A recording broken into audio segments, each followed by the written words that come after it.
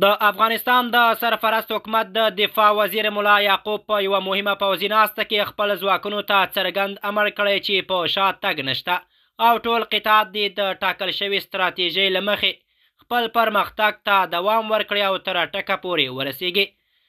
د حقیقت نیوز چینل درنو کتونکو سلام، ستړي مشئ، وخت مو په خیر. په سر کې یادونه کوم که حقیقت نیوز چینل مو نوی سبسکرایب کړئ نو په درنښت سره همدا اوس یې سبسکرایب کړئ تر څو زموږ مهم او تازه خبر تر ټولو د مخه تر تاسو در ورسیږي.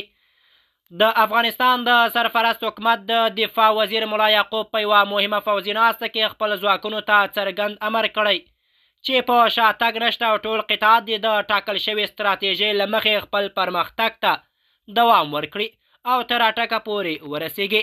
د دفاع وزارت ته نږدې سرچینو ویلي دا لارښوونه د وروستیو امنیتي ارزونو د سرحدي وضعیت د ارزونې وروسته شوې ده.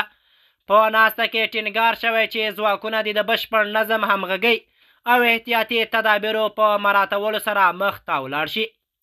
سرچینې زیاتوي چې مشرتابه ځواکونو ته ویلي هر ډول احتمالي خنډونو پر وړاندې دي چمتووالی ولري، خو ملکي وګړو سره دي د ښه چلند او د عام تاسیساتو د خوندي ساتلو اصل په جدي توګه مراعات کړئ. په همدې حال کې سیمه ییزې څارونکو ویلي چې دا ډول څرګند امر کولی شي د سیمې پر امنیتي وضعیت ژور اغیزه ولري.